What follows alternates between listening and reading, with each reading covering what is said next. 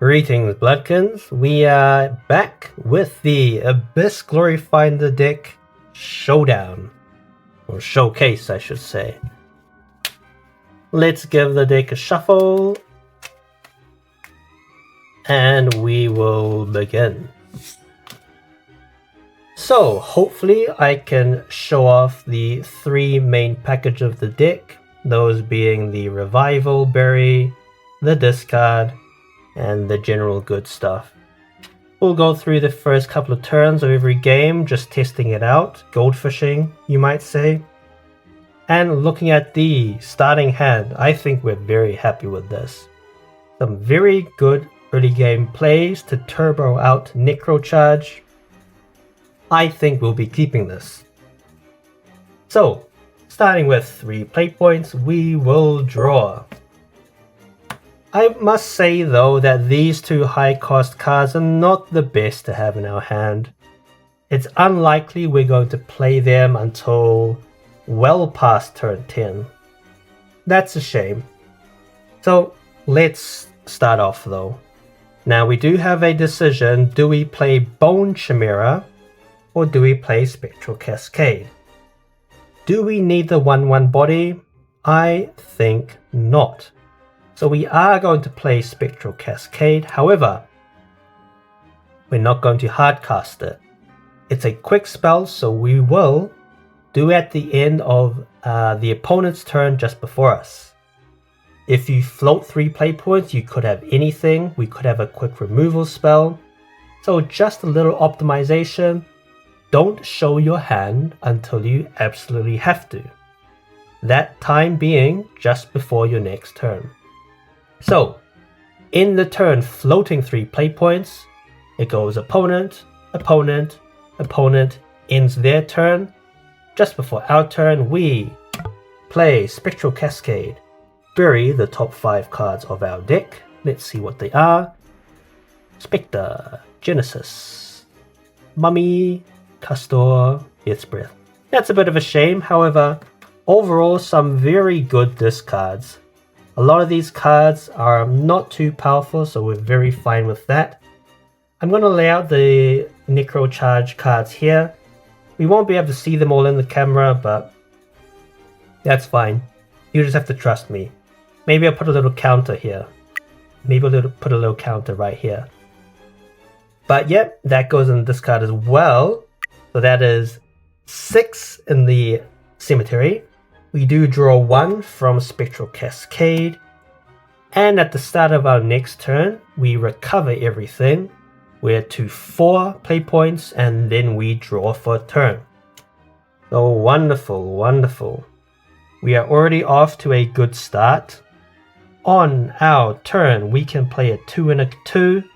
That looks perfect. Again, we turbocharge our Necrocharge. I quite like saying that, I'll be honest. So, Fanfare, Spar Toy Sergeant. We will mill a Resentment and an Executioner. That kind of sucks, but that's fine.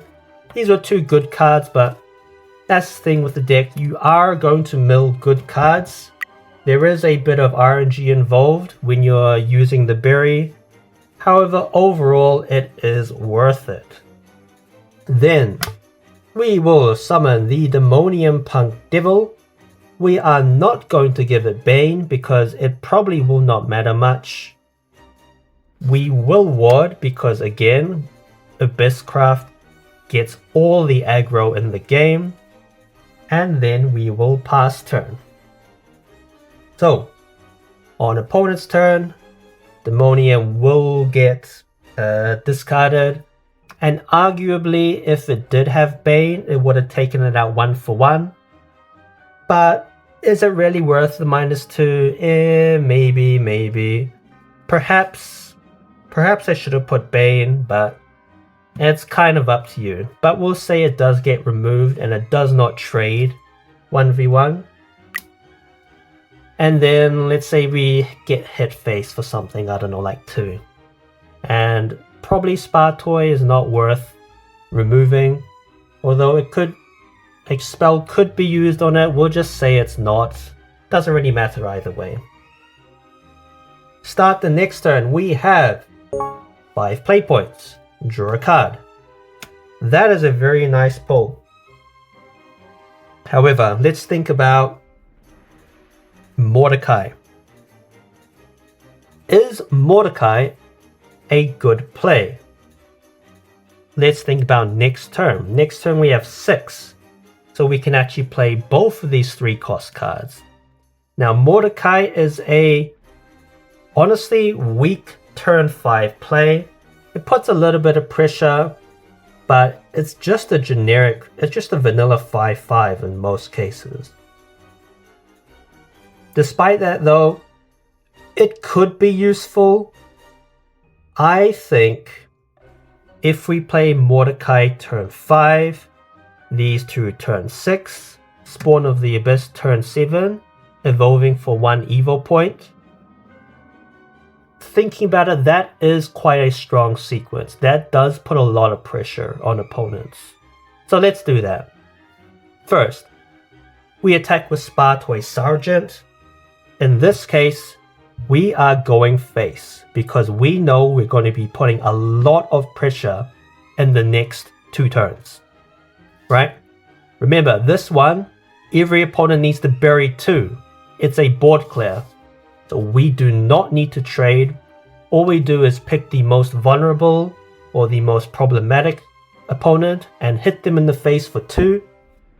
Then we hard cast a vanilla 5/5/5. And then we pass turn. So, what is the most likely response from opponents? Well, of course, removing this, we now have 10 in the cemetery. Then, do they waste resources trying to get rid of this just for 3 health damage to me? Hell no, that's such a waste of resources. The problem with Mordecai is that you only want to, let's say, try and discard it when it's tapped. Right? Then it's like, okay, maybe we can invest a few resources to attack into it and maybe get 3 damage to the opponent. Sure. But if it's engaged, it's like, it's not worth removing it just to deal 3 damage because it comes back, right? So this is like, it's a problem. You need a Haven to banish it, which we'll say that Haven does not have just yet. So it comes round to our next turn with Mordecai still alive and us taking no damage. We go up to 3 play points and draw. Okay, we do have a couple of options now for our 3 cost cards. The question becomes, which of these 2 Uemisme do we play? Because we can only evolve and or race 1. If that's the case, we have to pick from these 2, then we will just slam out Bone Chimera straight away. Perhaps there's a ward in the way, so we won't attack first. So we'll slam this out. Necro charge 7, it gains Rush and Bane. Fanfare, bury the top 3 cards, which are Milnia, that's fine. Execution, that's fine. Pirata is also fine because we're going to be drawing off of Spawn of the Abyss. So overall, some pretty fine discards there for the mill. Then we will attack. Let's say it runs into a ward and then trades 1v1, 1-4-1. Then we can slam Mordecai into that player's face, which is now not protected by a ward. Then we can... Shall we progress more into Necro Charge? Shall we put some removal? I'd say probably the better idea is just to progress more into Necro. So, we paid 3 for Chimera, we pay 3 for this. We will erase it, becoming a 4-4 with Rush. Heal 2 for us. Put the top 2 cards of your deck into your cemetery. That's a good one. That's a shame, but it's fine. And then we're almost at 20 already, and it's the 6th turn. So very nice starting from us. We'll say we won't trade, the reason being it's harder to remove and it's more likely to be 4 face in the next turn. So, what happens on opponent's turns? Well, will Mordecai get removed? And that's a good question. In my experience, probably not.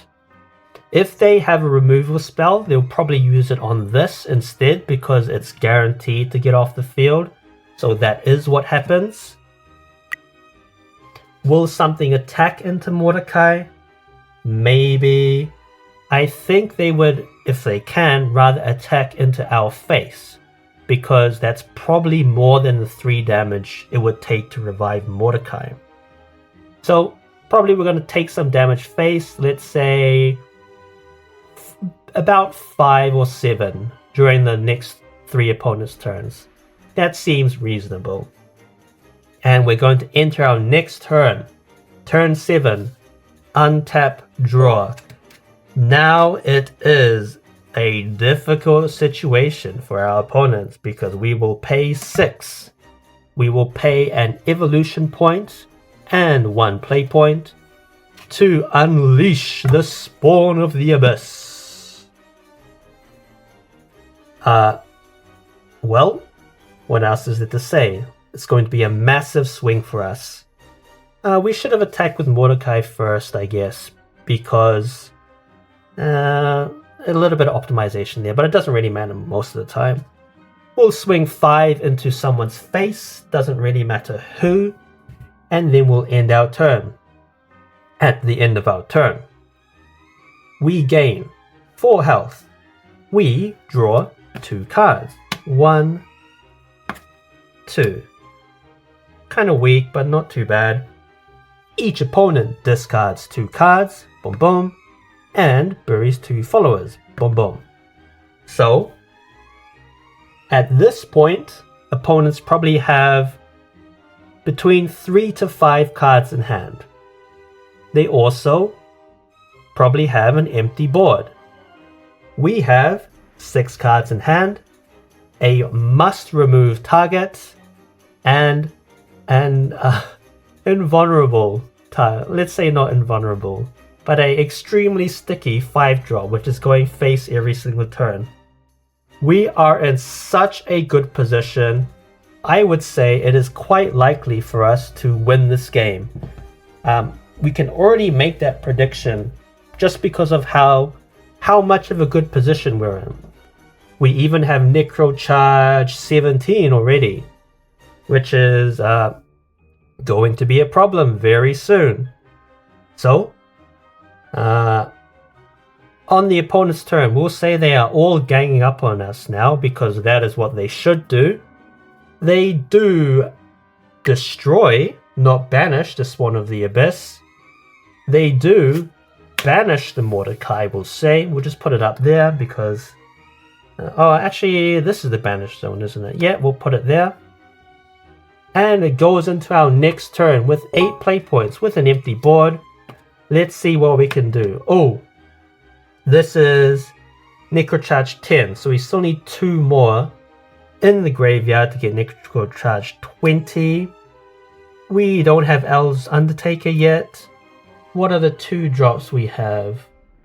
Nothing too serious, it looks like. We can Spar Toy to get to Necrocharge 20. However, I think let's just try and high roll. Person for 8. We will pretend we have another Evo point and Evo for 1.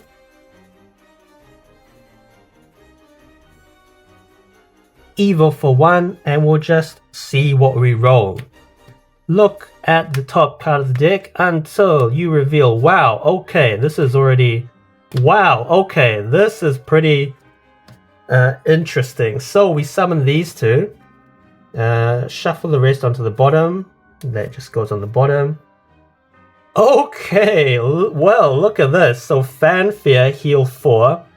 Unfortunately, we can't evolve any of them. We would be nice to evolve this so we could turn our Spawn of the Abyss back face down and repeat the Evo. But it's fine. This is still a pretty strong board. What should we do? Probably... Do we ward? I would say no. We want to keep it around just in case it survives, so we can evolve next turn and recur the Spawn of Abyss evolve. This guy can't attack. This guy can trade. However, probably, that's kind of 50-50 here. Do we trade into opponent? Or do we try and reserve it so that it can attack next turn and not get removed so easily? I would say that this is a board threatening enough that someone will complete board wipe us. So no point reserving. I'll say we do attack into something, trade, and since they're probably going to board wipe us, I think we will actually ward because the chances of this surviving are low. Right? So let's say they do board wipe us. That's a bit of a shame. If they don't board wipe us, we just win next turn. So just in the case of example, we draw again. Well, if we didn't win, if we haven't won already, this is guaranteeing us a win pretty much. We have Necrocharge 20. Our hand is actually not that good. So we're running out of steam here. We didn't really draw any discards. We haven't really drawn much of the revives. Our only thing here is maybe Demon Lord, but we don't have any particularly good 2-drops in here. We have a heal. We don't need any more Necrocharge because we're at 20 already now.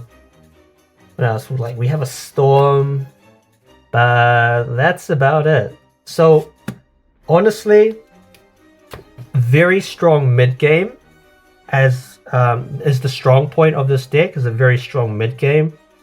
But again, look, if you don't draw the right cards, your end game falls off quite a bit. If you haven't already won by this time or are not close to winning, we are going to struggle in this match. So it is only turn 9, right? We had a very explosive turn 6, 7, 8. But turn 9, suddenly we are a bit on the back foot. So what's, in my experience, the likely case for a game like this is maybe second. I'm predicting a second from the current board setup. Right? Yeah, so let's go again. We go again. And hopefully we can show off a bit of the revival and discard this time. We've shown a good bury game, a good tempo game. However, let's see if we can do something more interesting. So I'm going to cut. We'll come back after I've shuffled. Alright. Welcome back. We'll just do a couple more shuffles here, just to make sure everything is as random as possible. And let's begin. So, starting hand. 1, 2, 3, 4. Let's take a look. Interesting. We do have the Castor there. Marazinski, again, like I said in the deck profile, it's like not a good... It would be a good early game play if the Necrocharge was active. But as it is, it doesn't seem a pretty good play. I mean, we do have a turn 1 with Castor, but is Castor really any good? No. Do we have a 4-drop? Kind of. This is more of a 6. This is late game. We need Necrocharge to do this, so despite the numerical cost of the play points, I say we mulligan.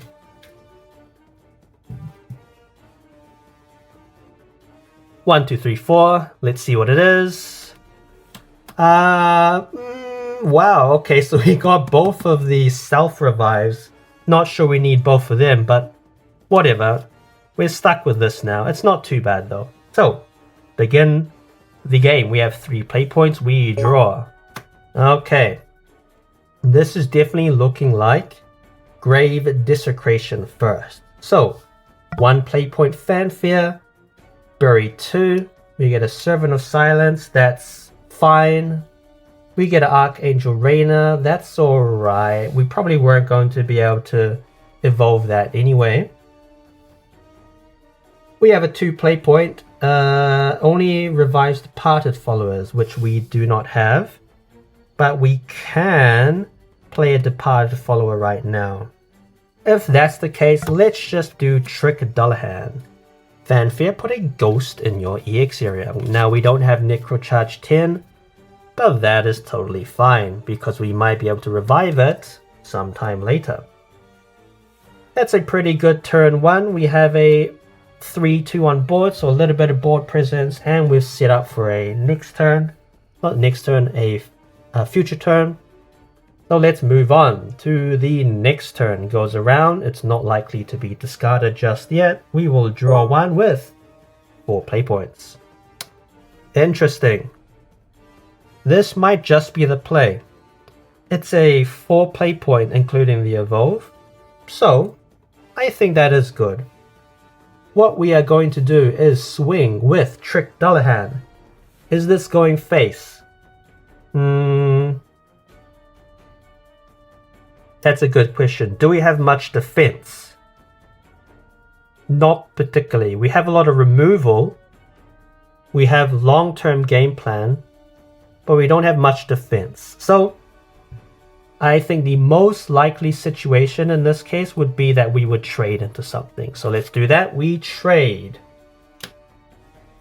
Then we use 2 play points for a Mischievous Zombie. Fanfare, discard a card, summon a ghost token. So, okay. We can actually discard one of these revives because we don't need both of them, let's be honest. In this case, if we discard a Departed card, hint, we can draw 1 card. If you watch the deck profile, this is exactly the combo I said was good with this card, is that you just discard Mordecai. Right? If you play it, it's fine. If you don't, it's fine. It's just there as a possible threat. It's not really a win con all on its own. It's more like a snowball card. In this case, we are definitely not snowballing. We are, let's say, we are weak at the moment. We need to draw more. We do have a good mid game with Spawn of the Abyss, but again, we'll have to see what we draw from that. So, Mordecai is definitely the discard. We do summon a ghost. And we do draw a card because we discarded a Departed. That's okay. Again, very reactive. But that might come in handy. So, what do we do now? Let's evolve for 2. Evolve for 2. Select a ghost on your field, give it Bane. We can just give it Bane, however, if it's going face, it doesn't really matter. Let's just pretend that it is going face, and the Bane doesn't matter. So that's 1 damage to someone's face. We would still evolve though, just to give it the +1/+1. And because we don't want to play the Scepter just yet, Spectre. It's a 2 play point removal here. We can save that for something bigger. And this goes face, end of our turn, it gets banished. And we go on to the next turn, turn 5. Turn 5, we draw. Interesting. So, we are at 4 Necrocharge right now. It is going to be a long time before Orb of Desecration gets out there. But what else can we do? Our hand is so weak right now. I would say we have 5 play points. It's probably just 2 amulets, right? It probably is just 2 amulets. Now, the problem is we don't really want to summon either of these 2 cards. If we accidentally summon the Dark Alice, that's going to be actually not that bad because we don't have to revive it, and it does it does make all the opponents discard one. So actually that's not too bad of a hit. We don't really want to summon Spectre though, we want to keep it for later. Genesis of Legend, 4 cost. Then we reveal, let's say we do reveal Dark Alice. However, it's not the second highest. So an opponent summons something instead. We have 1 play point, so we will play the Orb of Desecration. Doesn't really do anything on fanfare. And then at this point, we do have to trade. We have to make sure that we're not focused down and targeted. We still have 2 more turns until we can spawn of the Abyss. So, well, we've got to make sure we stay alive until then. So this trades into something. And at the end of our turn, Orb of Desecration does trigger. Milling, Parade Raven, that's a shame, but it's pretty expensive. We might not even be able to play it anymore. So, we go on to our next turn. Draw with 6 play points.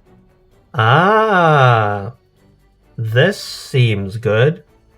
So we bury 2, we destroy 1, and we get Storm Drain. In fact, we bury 4. That brings us to Necrocharge 10. I think we do want to head towards the Orb of Desecration as fast as possible.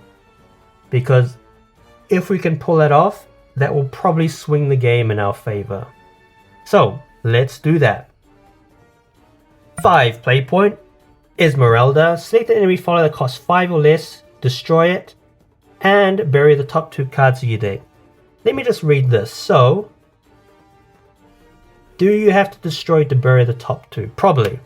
We'll say that you do, but it's very likely that there is a 5 play point or lower on the field. We will destroy it and bury 2. Demonic Storm is a shame. And Diabond is a shame. We would have liked to have drawn off of those, but it's fine. Evo for 1. Now we have Storm and Drain. Strike, bury the top 2. So we will attack. The strike triggers first. Bury. Okay, that's fine. Israful. That's a target for this. And fine motion. That's fine. So we will hit 5, heal 5. Do we trade with this? I would say no. Because next turn, we have this, board clear. So let's just go face, apply a little bit of pressure. After that, we have no more plays. So let's pass the turn. On opponent's turns, it gets discarded, of course. Important target to discard. And then we move into turn 7. Draw. Of course, there's only 1 play here. It's going to be the Spawn of the Abyss. 6 play point. Evolve for 1 play point and 1 evil point, which we'll say we have. End turn. At the start of your end turn. Heal 4. Draw 2. All of a sudden, we are filling up our hand now. Each opponent follower discards 2 and buries 2 followers. So, we're in a very good spot now. The Spawn of Abyss will get discarded on opponent's turns. Let's say removed. Banished, maybe. There's not too many banished effects in the game, so it's more likely just to be discarded. That brings us to our next turn, turn 8, draw. We are at 12 Necrocharge, so a long way away from these. We do have, though, the combo is starting. Hell's Undertaker for 2. Tap it to add Spawn of the Abyss to our hand. Plays Spawn of the Abyss for 6. And the recursion is now starting. Although, truth be told, that's the only recursion we have in our hand right now. In any case, draw 1, opponents discard 1, heal 2, bury 1 from each board. Even just 1 revive on Spawn of the Abyss is enough to carry you into the late game. And we got a pretty nice draw off that as well, rule 9. On opponent's turns, let's just pretend that we get Bahamutted. It is turn 9 now. And so we lost all the value from these amulets, but we do not care. Why? Because we're at Necrocharge 16 now, almost to 20. Again, you can't really see it, but I'll probably put like a little tracker at the bottom. And we head into turn 9 with a, wow, a very disruptive hand, you could say. So, pretty much the play here is rule 9 for 3. I actually think it might be good to use an evil point on this. That because we have 6 left, we have a lot of 3-cost followers and a 6-cost. We are very flexible if we can use the evil point, if we have one. Even if we don't have one, we'll just play it though. But we'll say we do. That costs 3. Evil for 1 evil point. Before that though, Necrocharge Fanfare. Send an enemy follower that costs 3 play points or less. Destroy it, that's fine. It doesn't even matter if it doesn't trigger. Because we just want to evil it, so each opponent discards a random card from their hand. We are now at the point, we've passed the mid game. We're going into the end game. Now Abyss cannot keep up in the end game unless you start discarding their win cons. So this is the main way Abyss can win in the end game, is that you stifle the opponents. Right? So that's a great play for 3. We can't evolve, so we'll play this next turn. Do we want to draw? I think let's play Nice Nature. We don't have to evolve, we don't have to rush it, we don't have to race it. Fanfare, given a follower 1/1, -1/-1, that doesn't matter. But we do like the discard a card on last words. So that's 3. And then we'll play Pure Hearted Sing as well to draw 1. I think we should have drawn first, that's the correct order. Remember, always draw first. But doesn't matter too much. We still have a ghost in the EX area, yeah? Okay. What do opponents do? Well, these are all pretty easy to get rid of. So I would say that probably all the aggro is on us now. It's probably 3v1. Just because of what we've done, what we're threatening. For example, reviving this again. So you're probably the number 1 problem of the table. Because that's the case, let's just say that our entire board gets wiped again. When that happens, last word triggers to draw a card. Last word triggers, everyone discards a card. So at this point, opponents are probably only at like 1 or 2 cards in hand, maybe 3, depending on if they've drawn or not. So we're really showing the disruptiveness of the discard effects now. So this is the last turn we'll simulate. We are at 10 play points now. We draw. Well, again, at the very end of the simulation, we draw this, which pretty much guarantees a win. In this case, we are going to play Crazed Executioner, evolve for 1. We pay a bit of health, but there's probably only 1 major threat to us on the board now out of the 3 players.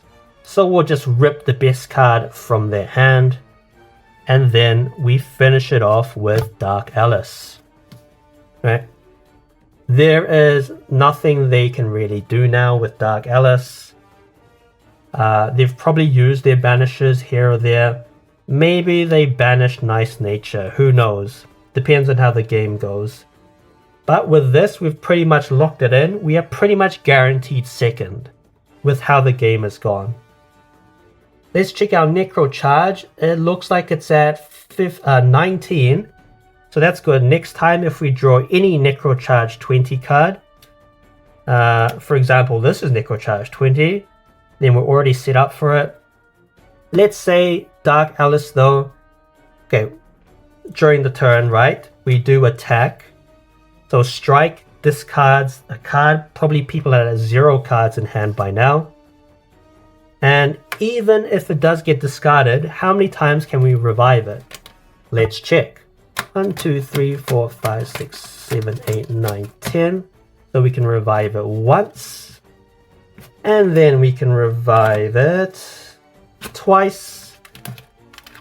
So that's already very good. Of course, when we attack, when we revive it, we also discard 2. We have quite a lot of useless cards in here, like these 2. And seeing we revive it twice, we have still 5 cards in deck, which 5 turns is more than enough to finish everyone else. What do we have though? It's fine. This is good. The others are pretty useless, but yeah. I think this is probably a guaranteed second place game, perhaps even a first place. So pretty good. I think, yeah, we showed off pretty much all that I wanted to show off in the deck. Lots of bury, lots of revival, lots of discard. We didn't show off the Eternal Spawn of the Abyss revive, but we did play it twice in one game. So you can imagine how that goes, assuming we drew more revives. Anyway, that is great. We'll leave it like that. See you next time. I think the next video I'll do is Haven. One of my favorite classes of all time. Other than that, if you watched all the way to the end, thank you very much. Leave any comments that you have about the deck or maybe improvements, and we'll see you next time.